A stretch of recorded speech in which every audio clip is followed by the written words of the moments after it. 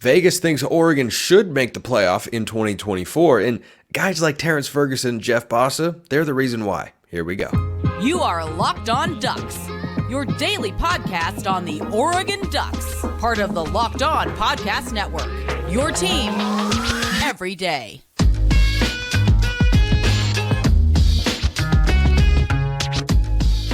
Yes, it is that time once again for Locked On Ducks. I'm your host, Spencer McLaughlin. Thank you so much for making this your first listen or your first view every day. Part of the Locked On Podcast Network, your team every day, and your number one source to stay up to date with the Ducks. If you have not already, please like, comment, subscribe, rate, review, wherever you listen to or watch this show. Appreciate everybody out there, especially the everydayers. We got coaching questions. We got another potential target for Oregon men's basketball in the portal, Jordan Pope, maybe coming up later on today's show. But our friends at FanDuel, who are the official sportsbook here at the Locked On Network, have set odds for teams to make and miss the college football playoff. And Oregon is a minus 210 favorite to make the college football playoff. Now, for those who don't understand how gambling odds work, a plus or minus 100 bet is even odds, essentially 50-50, that something is going to happen in the eyes of the sports book. And once you get into the 200 range,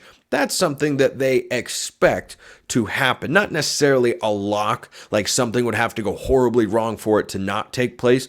But if you're a minus 210 favorite to make the college football playoff, that's where you should be looking as a fan base. And that's where Oregon fans, I think, should be looking for 2024. It's certainly where I'm looking for the Ducks this season because of everything they've done. And one of the reasons that cannot ever be overlooked as to why Oregon is in this position as the number 2 betting favorite in the Big Ten, minus 210 to make the playoff, top 5 or 10 in national championship odds in the country. It's not just because Dan Lanning decides to stick around or Dylan Gabriel came in from Oklahoma or Evan Stewart. A big reason are the returners that could have gone off to the NFL, guys who we were, thinking about here on the show as bowl season went along. And after the Fiesta Bowl win over Liberty, you were kind of sitting around going, okay, is that guy coming back? Is that guy coming? We could use that guy over there. What about him? And they've decided to return. So Dan Lanning spoke at a press conference after practice this week. He, had a lot of great things to say about where Oregon's at. He also talked about the Carlos Locklyn departure. I'll talk about that a little bit later in the show. But 2 guys that he highlighted for veteran leadership are Terrance Ferguson, the tight end, and linebacker Jeff Bassa, both guys who came in the class of 2021, who were both 4-star recruits, who have both played since they were true freshmen, and who could have gone to the NFL after outstanding seasons last year, but decided to return to the Ducks. And these 2 guys, amongst others, guys like Jordan Birch, or, you can really go a number of different ways. Johnny Cornelius is a guy who could have gone to the NFL, decided to come back. Tez Johnson, Trayshawn Holden, these guys all had other options available to them, either portal or the NFL, but they said, no, we want to come back to Oregon. And I liked what Lanning said when he was talking to the media about this stuff, about how Bo Nix kind of, set the example, right? He showcased, hey, this is what you can do, not just come back and get better, which Bo Nix did. He had a better season, got himself to New York City as a Heisman finalist, of course, but you can make yourself a better NFL prospect, and you can simultaneously help Oregon be the best program that it can possibly be. And I think that certainly applies for Terrance Ferguson and Jeff Bassa. And Lanning really went in on, more than he usually does on, he doesn't talk a ton, like he talks to the media, but not always a super talkative guy, but you could see his eyes really lit up when he talked about Terrance Ferguson, the way that he's approaching the day-to-day work and how he's, putting in the time, putting in the effort to be better and showcase the leadership that's needed. And I think that's important for T-Ferg on 2 fronts. Number one, you want that individually. To be at your best, you got to prepare to be the best. And T-Ferg was, in the eyes of, I think, coaches and media, is what formulates an all Pac-12 selection a year ago. He was a first-teamer. And look, I thought he would be on the second team. He ended up being on the first team, and I think that's great. And he had an outstanding season, could have an even better one. Like, you think about what Bo Nix did. He had a great 2022 season, by all accounts. It was 72% completion and, 40 some odd touchdowns to 6 interceptions or whatever it was. I don't even remember from that year. And then he was even better the following year. And so if T-Ferg was first team all Pac-12 last year, well, certainly I think he'd be in the running for at least a second team or maybe even a first team all Big Ten selection this year. And so it's tougher in the Big Ten at that specific spot because it's been a much stronger tight end conference, outside of Stanford and Oregon State. I guess Utah's had really good tight ends as well. And T-Ferg stood out like that. As I think about it, Pac-12 was a really good tight end conference. I had that thought all in my head, ready to fire away here on the show and say, well, the Big Ten's a tougher tight end conference, but yeah, you've got Iowa there, but you got Stanford in the Pac. Well, you've got other, schools that use tight ends more like Michigan and but you've got Utah, you've got Oregon State. So I think T-Ferg is set up for another all-conference caliber year, and it's great that Lanning is really, really high on his preparation and how he's approaching spring practice and the season and whatnot. But I think it's also important because of where the tight end room is at. You got Patrick Herbert, who's a veteran and a very, very good number 2 tight end. I don't think he'd be as good of a number 1 as T-Ferg is, but you know who could be? Kenyon Sadiq, who's going into a big sophomore campaign, a guy that could definitely be poised for a big leap in production this year. My kind of sneaky hot take for the offense is by the end of the season, Kenyon Sadiq is the number 2 tight end over Pat Herbert. And I think Herbert's solid. We saw it last year. He's got some athleticism. He can block a little bit. He's very solid. Sadiq has got greater physical traits, I think, especially with the injury. The injuries, I think there have been more than one, that Pat Herbert has had to go through. Still a good player. Happy to have him there. But those 3 tight ends, I feel really, really good. So like hearing that about Terrance Ferguson. And then on the other side, Jeff Bassa. Just had the best year of his career by far. Second team all Pac-12 selection. Was really one of the leaders consistently of that Oregon defense.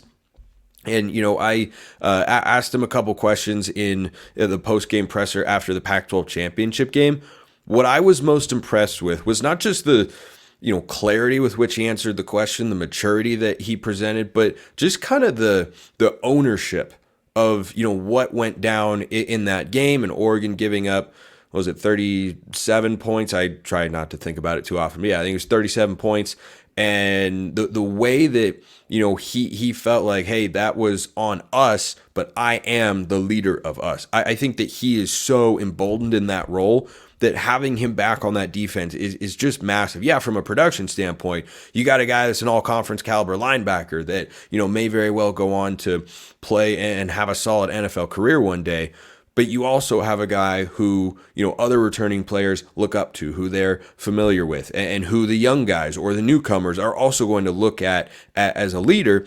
And now that there are, communication capabilities on the offensive and defensive side of the ball with the helmets, I fully expect, and I think the coaching staff has said that Jeff Bassa will be one of the guys that has got the communication mic in his helmet, because it's just one player on either side of the ball. Obviously the quarterback on offense, but on defense, it's usually either a linebacker or a safety, and Boss is clearly that guy. So when you talk about Oregon as, being a playoff caliber team and a minus 210 favorite according to FanDuel for getting there, those 2 guys are at the core of why this team, for me, I don't know if Vegas sees it this way, but that's certainly the way I look at it, and certainly the way that Lanning is looking at it as well, is, these guys are just so important to Oregon's success, and it's really, really big that they decided to come back. That's something that, Washington had this past year, that Ohio State has got this season.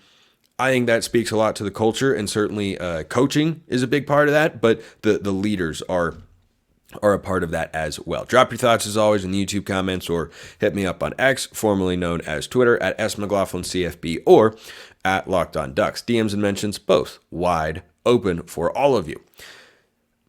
Carlos Locklyn off to Ohio State. I think everyone knows that right now. Would it be better if you had to lose one between him and Junior Adams, to lose Adams or Locklyn? Well, obviously Locklyn's the one that's gone, but those 2 guys have both been really good. And we'll talk about that. First, let's talk about our friends at Amazon Fire TV, your destination for sports. From live games to highlights to in-depth analysis, Fire TV offers amazing viewing experiences with smart TVs, as well as the Fire TV stick that you can plug into your existing TV that provides access to millions of movies and TV episodes, as well as free and live TV. Whether it's opening weekend for baseball, which is come and gone, the Mariners are 6-6, Oregon baseball, by the way. Cracks the top 25, beats a good Portland team on the road game 1. Nice pitching out there from Michael Freund in that game. You're going to want to have a Fire TV. Fire TV recently created Fire TV channels to deliver a constant supply of the latest videos from all your favorite sports brands, all for free. That includes all of us here at Locked On. So whether it's March Madness, the NBA, Major League Baseball, and lots more, you're going to want to have an Amazon Fire TV. If you haven't checked out Fire TV channels, you should. To learn more, visit www.amazon.com/LockedOnFireTV. That's amazon.com/LockedOnFireTV.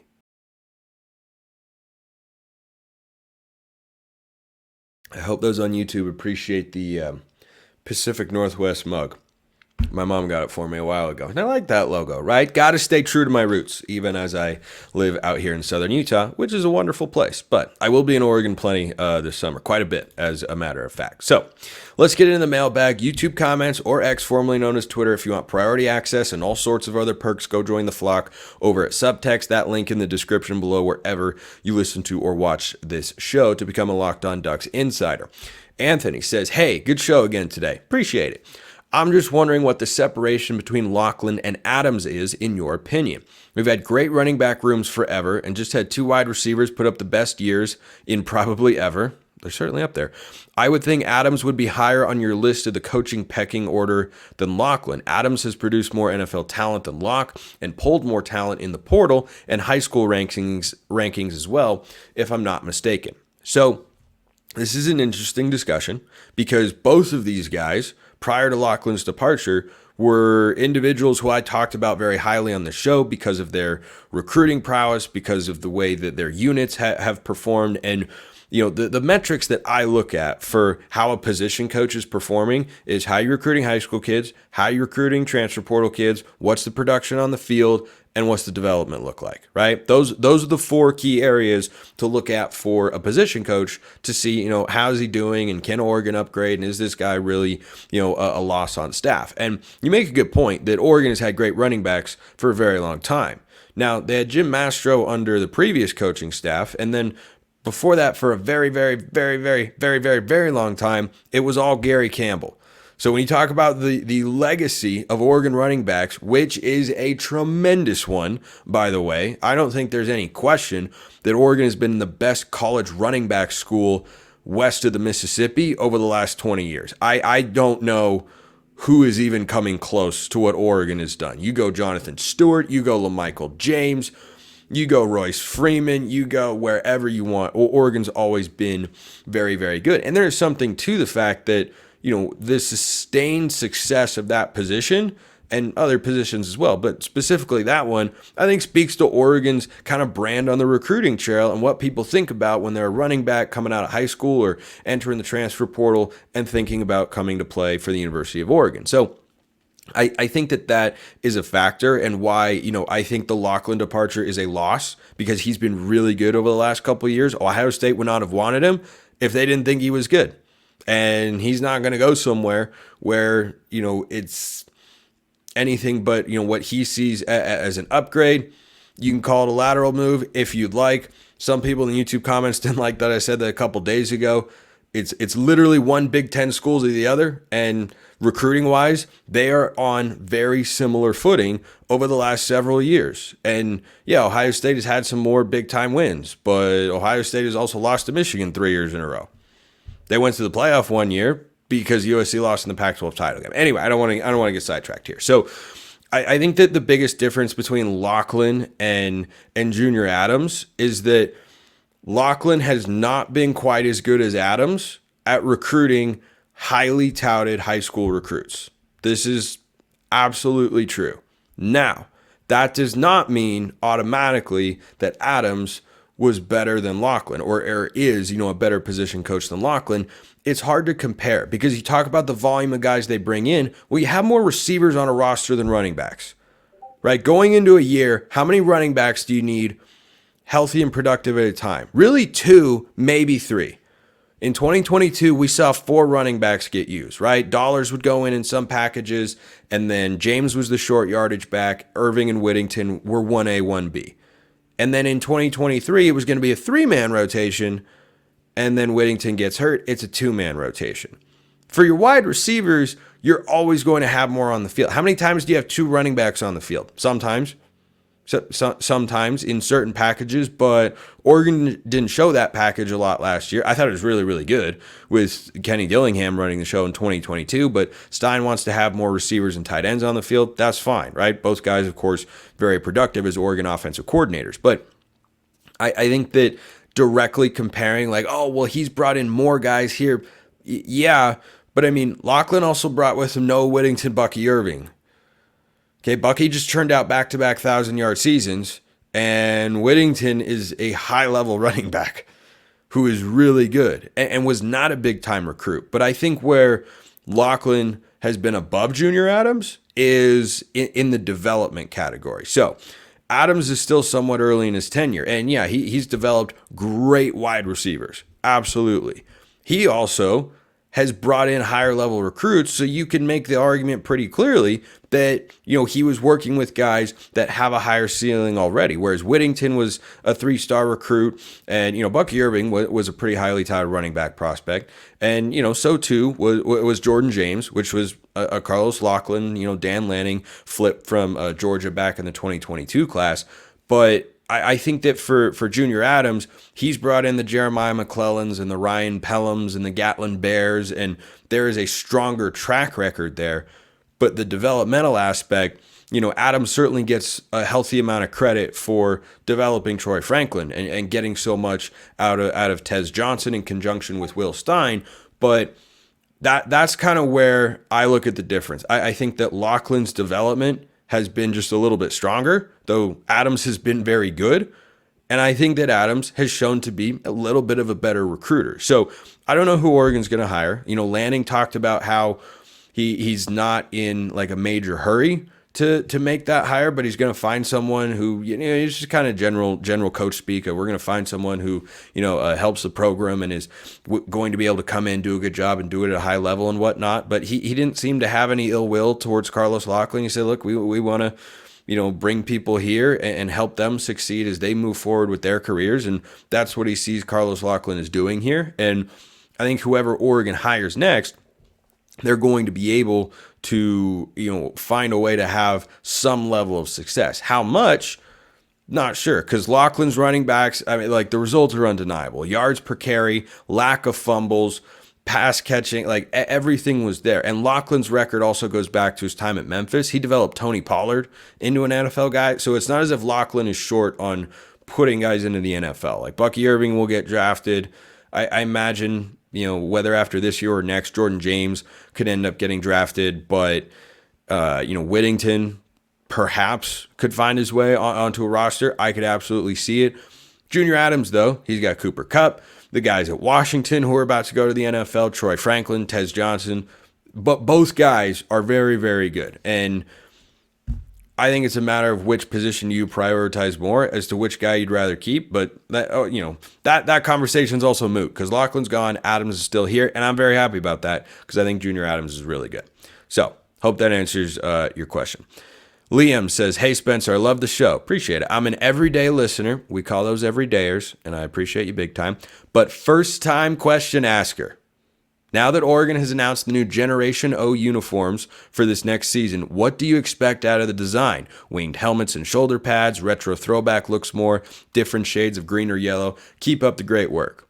Well, I am not an artistic or fashionably inclined individual.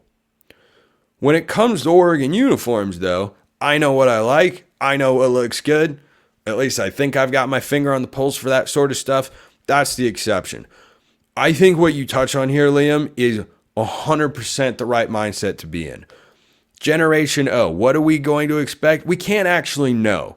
But I think what Oregon has gotten away from that first burst them onto the scene in the uniform game that revolutionized college football in that realm, it was the wings on the shoulder pads.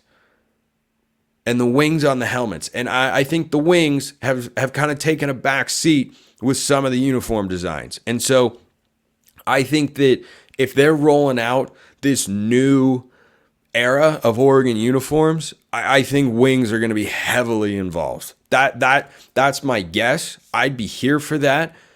And the one other thing, you mentioned retros and throwbacks. When do those black wings, or not black wings, but they were black jerseys with gray wings, or the white jerseys with green wings, like wings on the shoulder pads, when are those retro jerseys? I don't know, but I would love to either bring that back in a modernized sense or just wear those same ones once or twice a year as, you know, a retro throwback like they did with the 1980s, 90s throwbacks this year was against Washington State and Liberty, which were just, oh my gosh, one of the best uniforms Oregon's ever rolled out. I love the unis question, though. Love it. Because I saw that video and they were talking about it. You know, the guy was talking about all this stuff. I'm sorry, I forgot his name.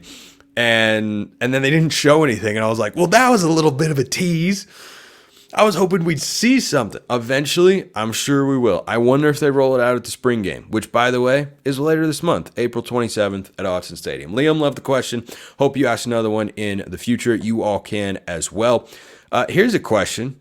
Should Oregon add Oregon State guard Jordan Pope, who's in the transfer portal?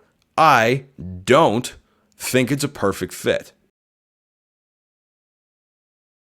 I do think FanDuel is a perfect fit if you're trying to get your gambling fix on, because the sports calendar is loaded right now, and FanDuel's making it even more exciting to get in on the action, because right now, new customers get $200 in bonus bets with any winning $5 bet. Any one of them.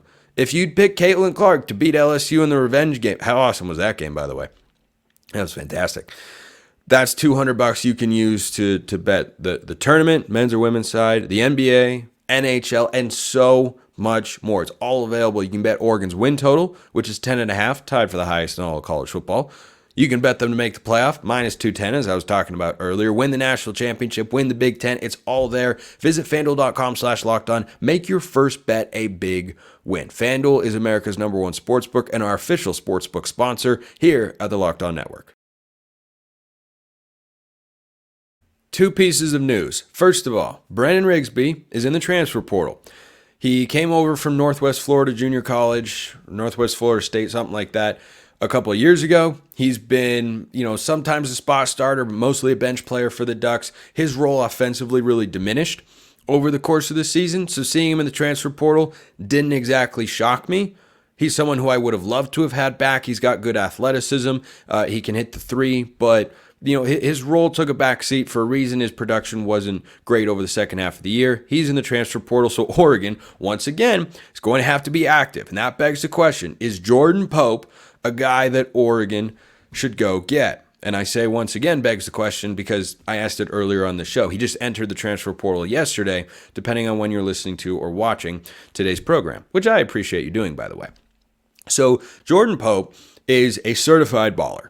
This guy is 17 points a game, 37% from deep. He was a big part of an Oregon State team that really, really struggled. And the Beavs are going through some tough times right now because their leader from this Elite Eight women's basketball team run, Talia, forget her last name, but she's the one that wears glasses in her presser. Not on the court, I don't think, but really, really good player. She was kind of their leader and their center this year. She's in the transfer portal. And then Jordan Pope entered the transfer portal, and he was kind of the lone bright spot for Oregon State this year. He had that game winner in Corvallis against Arizona when the Wildcats were ranked inside the top 10. So the guy is a certified scorer, big-time bucket. I don't think he is the right fit for Oregon. Why?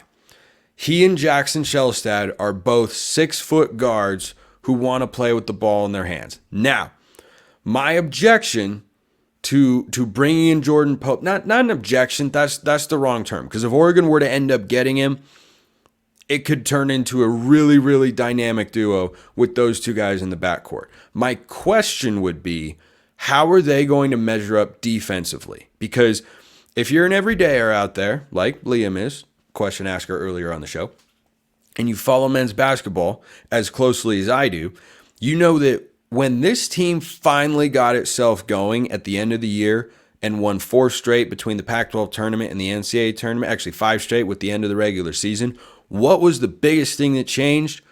They started playing real defense. And you know who was at the center of that? Jermaine Cousinard. Like, number one thing that Oregon actually needs going into next year is for somebody to be the alpha.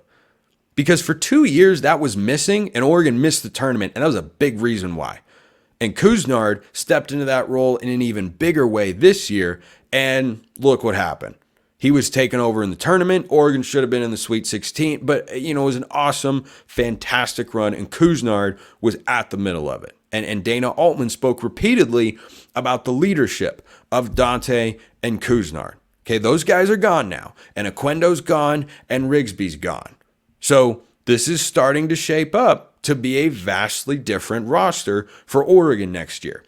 Jordan Pope and Jackson Pope primarily. I didn't watch a ton of Oregon State games, admittedly. He was listed as a shooting guard coming out of high school, but I think he played mostly kind of the point role for the Ducks, or for the Beavs. Now, if he were to come to the Ducks, you would have 2 guards who are just 3-level scorers and high-level shooters in Jackson Shelstad, Jordan Pope. You'd have one of the best scoring backcourts in all of college basketball. That's not over-exaggerating things. I expect Shelstad to make that sophomore leap, and we already know what Jordan Pope is. He's played 2 years of college ball. My question is, what does this look like at the defensive end? Because Cousinard wasn't just the alpha in the locker room, he was also the alpha on defense. And when this team clicked defensively, you know why? Because Cousinard was there busting everybody's butt if you weren't dialed in at that end of the floor. Every time in those cinematic recaps, who's being vocal? Cousinard. What was he often talking about? Defense. And you watch the games, Cousinard's a great defender, and Cousinard is 6'4". So can you roll out a lineup that defends the way Dana Altman teams are able to with Jordan Pope and Jackson Shelstad as your starting backcourt? I think Shelstad's sequence to sequence individual defense can improve. His activity is actually quite good. He gets his hand on passes. He reads the passing lanes. He is active with his hands. He can get better. First of all, he needs to get a little stronger, right? He's a little skinny coming in as a true freshman this year, but that's often the case for true freshmen. KJ Evans, that's less true, but kind of true. Like, it's definitely less true with Evans than with Shelstad. Like, Evans got a presence to him out there. I, again, have not heard anything on KJ Evans after he was, reportedly undecided about next year. Kind of seems like he's coming back because everybody's in the transfer portal right now. And so if you've got Shelstad and you've got Evans, that's a great start to your starting 5. I know what I'm getting from those two, and I think they both take leaps next year. But with Jordan Pope, I don't know what your options are defensively. If you're going to roll out 2 guards who are offensively minded and are both 6 feet tall even, you better have, like, KJ is already a plus defender. That's great. If Nate Biddle's healthy, maybe he's your starting 5. He's a plus defender. That's great. Whoever that wing is, you better have an absolute lockdown defender in that spot. If it's Bam Tracy, I don't know if that team can get enough stops. I really don't. Tracy's got size, but I've talked about it on the show before. Tracy is not a plus defender. And so that's what my question would be. Now, would Oregon be able to score points? Yeah. Yeah, they'd be able to score. You could have a lineup next year. If it were Pope, Shelstad, Tracy Evans, Biddle, that's 1 through 5, can give you 15 to 20 points a game on any given night and can shoot the 3. That's a dangerous team on offense. But Dana likes his teams to play defense. It turns out that matters a pretty good amount. And so that's my concern. Question, whatever you want to say. Like, if Oregon ends up landing him, of course, Dana has seen him a couple times, and I think it was the first half of the second game, he was just cooking Oregon. Like, the Ducks had absolutely no answer, even with Cousinard out there. But you have not just lost Cousinard the scorer and Cousinard the leader, you've lost Cousinard the defender. Probably in that order, right? His scoring, got to be able to replace that. And Pope is a better scorer than Jermaine Cousinard. He is more efficient, he's a better shooter. I 100% believe that. But is his offense enough of an upgrade to justify what I think would be the defensive downgrade. Now, admittedly, I don't really have a feel for what Jordan Pope is defensively. I'm just looking at the size and saying 2 6-foot guards. That reminds me a lot of the team a couple of years ago that had Joe Young's younger brother who came over from Rutgers in Texas. Now I gotta look it up. I don't know why it went out of my head. His sibling, Jacob Young. Yeah, Jacob Young. When you had Jacob Young on the floor, even that kind of worked a little bit more because Will Richardson was playing point guard, and Will Richardson was 6'5". So you had a little bit more size in the backcourt when you played those, 2 and 3 guard lineups. Like when they had Amari Hardy, who, was a one and done with the Ducks and transferred to Oklahoma. I think it was Oklahoma. Maybe it was Texas Tech. When they rolled out that lineup of Joe Young and Amari Hardy and Will Richardson, wasn't the best guard lineup at the defensive end of the floor. So that's my concern. That's my concern or question there is, would they be able to get enough out of Pope at that end of the floor? Maybe they would. They'd be explosive offensively, but that's how I feel about Jordan Pope. That felt like somewhat of a negative note to end on. Let's end with this. Oregon baseball cracked the top 25 for the first time this year. Michael Freund turned in a delightful outing of 6 innings and 2 runs on the road against Portland. A good team in the WCC. Ducks won the first game 7-4. They're doing pretty darn well at this point in the year. Just keep racking up the wins. Appreciate everyone listening. I'll see you next time. Have a wonderful rest of your day, and go Ducks.